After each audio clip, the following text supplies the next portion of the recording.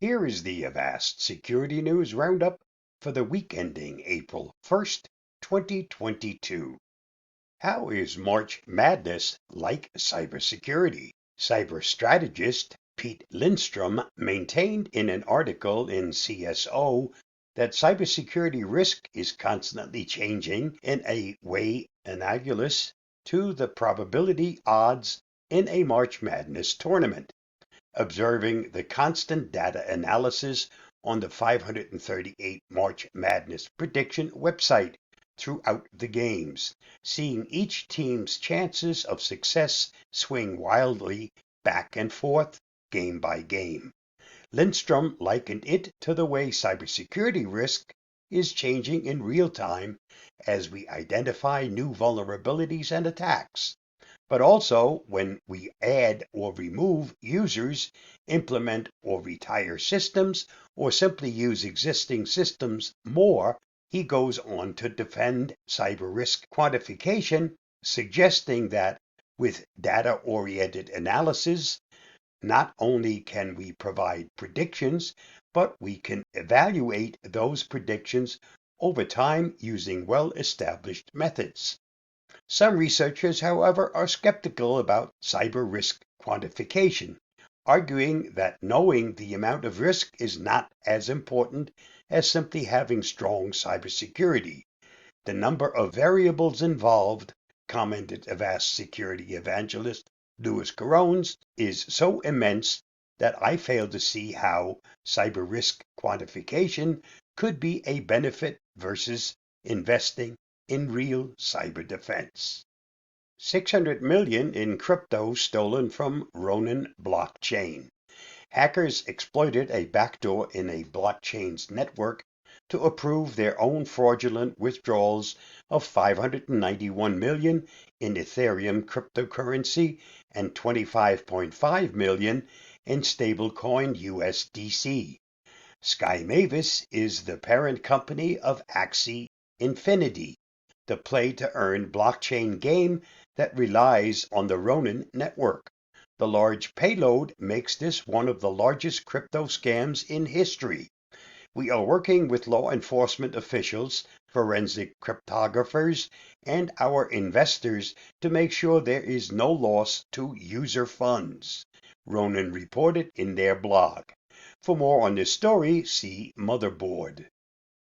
Free message scam targets Verizon customers. A phishing scam aimed at Verizon customers sends texts that seem to come from users' own numbers and which promise a free gift if the user click on a link.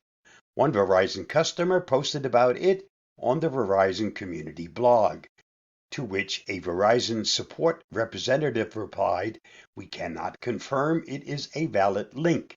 In an email to CNET, a Verizon rep wrote, "Verizon is aware that bad actors are sending spam text messages to some customers which appear to come from the customer's own numbers. Our team is actively working to block these messages, and we have engaged with U.S. law enforcement to identify and stop the source of this fraudulent activity." Study links social media use to bad mental health in teens. In a new study led by psychologist Amy Orban at the University of Cambridge, social media use was linked to gloomy outlooks among teens, particularly around the time of puberty and when they are about to leave home. Orban and her team surveyed over 72,000 people between 10 and 80 years old in the UK. They were surveyed up to 7 times each between 2011 and 2018 and asked a series of questions about life satisfaction and their social media use.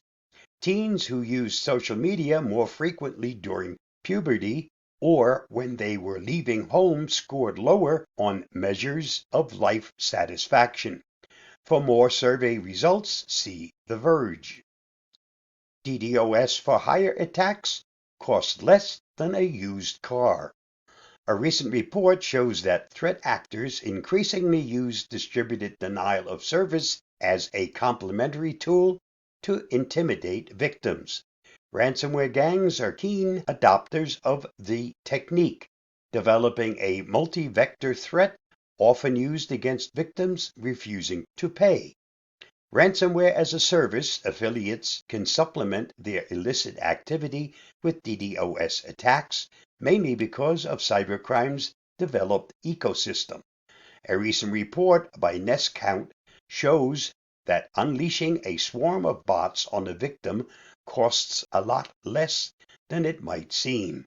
Most DDoS for hire vendors often offer free trials to test basic attacks before ordering the real thing. Read more at Cyber News. Russian Aviation Authority switches to paper after losing 65 terabyte of data. Russian Telegram channel Aviatorshina said that Rosaviatsia was hit by a cyber attack on Saturday, leading to the collapse of its entire network. Documents, mail, and files were allegedly erased. Approximately 65 terabytes of data has been lost.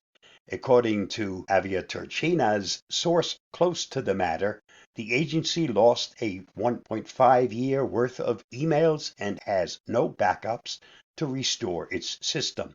The source also said that the prosecutor's office of the FSB have been working with Rosaviatsia since Saturday. The outages were likely caused by a cyber attack.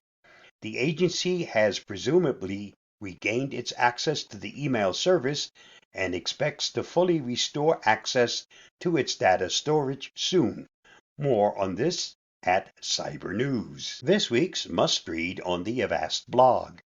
Before you download another application from the more than 3 million that are in the Google Play Store, read up on a few simple things you can do to protect yourself from malicious apps. Read the article at the following link or watch my video on this topic by following the YouTube link. And that wraps up this week's Avast Security News Roundup. Stay safe, stay secure, and I'll see you again next week. Bye-bye. If you enjoyed the video, don't forget to like, subscribe, share, and get involved.